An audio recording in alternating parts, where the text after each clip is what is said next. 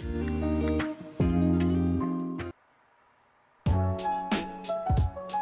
na po siya. That's it. Tapos, pwede po siyang lagyan ng icing.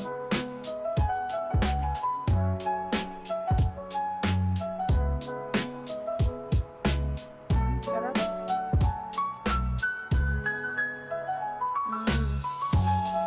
Yummy. Half cup milk. Initin po muna natin. Yun, warm na siya. Switch off natin ang apoy. Unahin natin lagay ang 1 tablespoon of sugar. 1 teaspoon active dry yeast. Add tayo ng 1/4 teaspoon active dry yeast. So, ang active dry yeast is 1 and 1/4 teaspoon. Mix natin. Hintayin po natin ito mag-bubble siya or foamy. Leave natin ng 10 minutes. Takpan.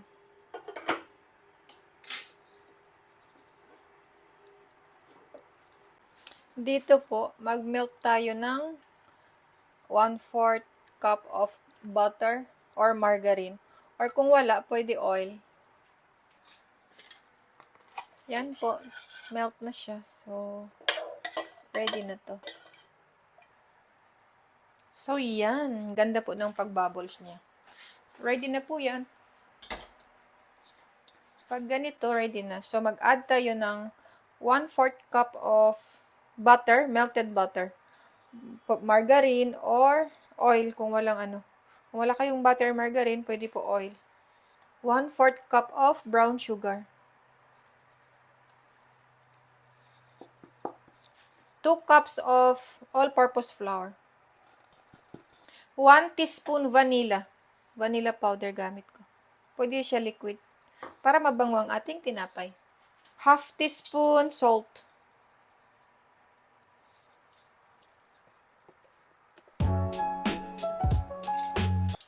1/2 teaspoon cinnamon powder.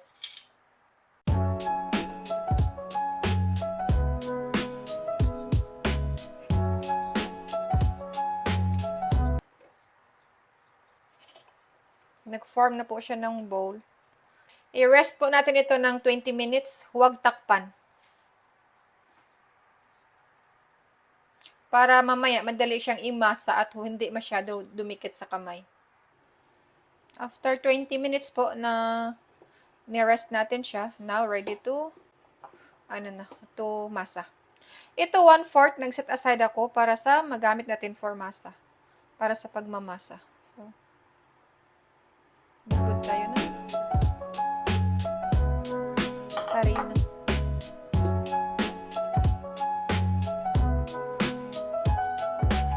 Lipat natin dito para ating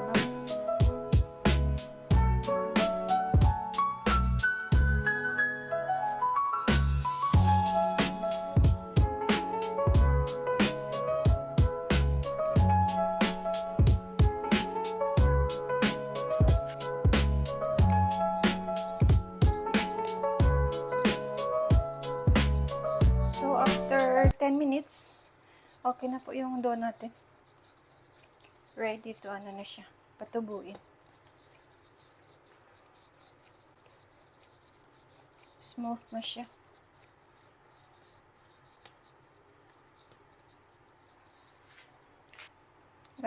Lagay tayo ng oil dito sa bowl. Konting oil lang. I-grease natin ang bowl ng oil. Para hindi didikit ang ating dough.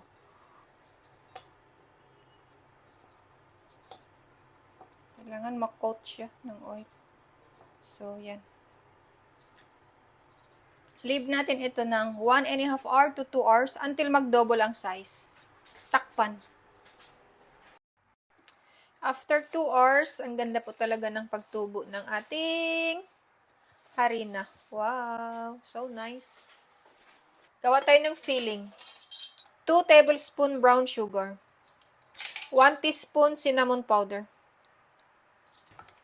Ito po yung pang-filling natin.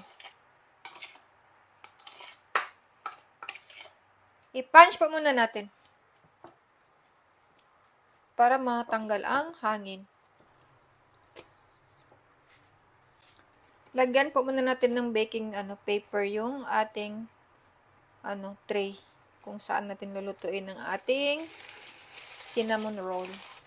Dito po natin ilagay ang ating cinnamon roll. Pa-flat natin.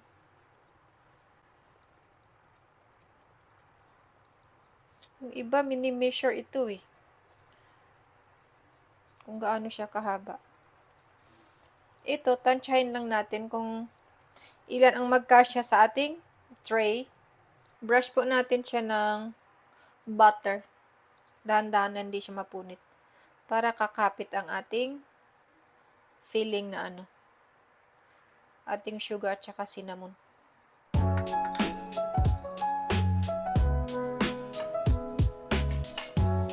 Tapos this time, lagay natin ang ating mixture. Ito yung brown sugar tsaka cinnamon. Mag-leave tayo dito sa space na ito, wag lagyan. Kasi dyan siya maglalak. Bango ng cinnamon. Gamot din itong cinnamon eh. Dami siyang health benefits.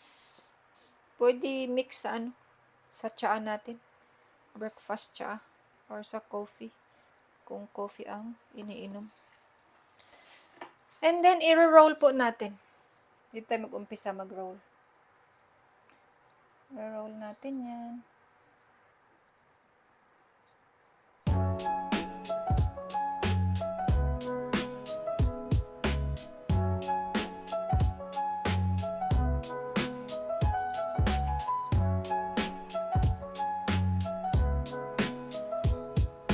Yan.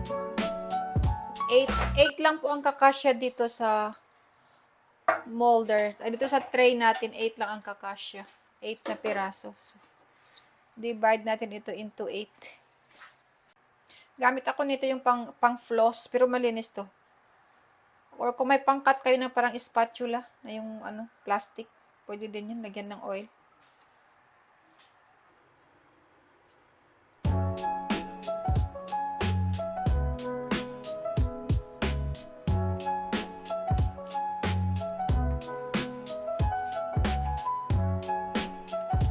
Tutubuin natin ito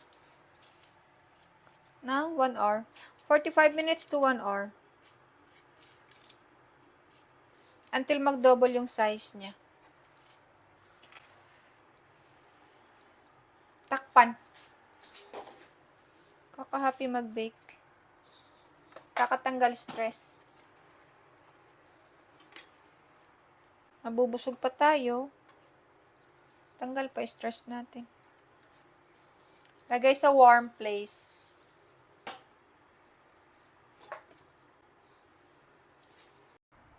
So, after 1 hour, ito na po siya. Tumubo na po siya ng bonggang-bongga. I-preheat po natin yung oven muna. Then, bake natin ito ng 20 minutes to 22 minutes until mag-golden brown siya.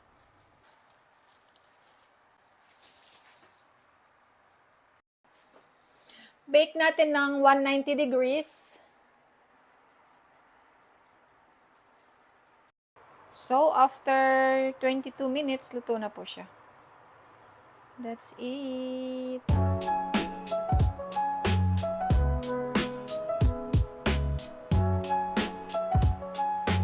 Sobrang bango. Tapos, pwede po siyang lagyan ng icing. Butter, melted butter or margarine, spreadable cheese, at saka icing sugar. Mix yun, tapos ilagay sa taas. Pero ako hindi ako mahilig ng Hindi ako mahilig ng icing, kaya yung unsalted butter na lang ang ipahid ko. Medyo pa, mainit pa talaga siya, palamigin pa natin ng konti.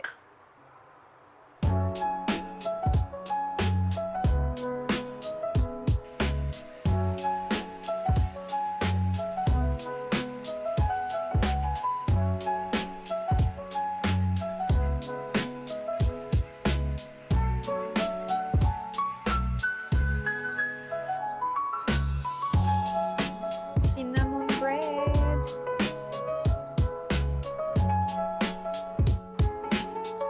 Try natin.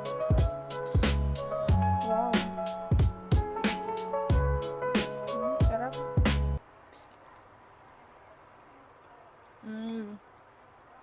Yummy. Dalawa na naubos ko. So yummy.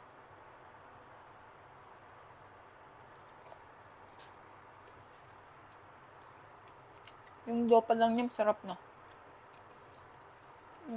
Tamang-tama lang talaga siya. Sarap pang kape.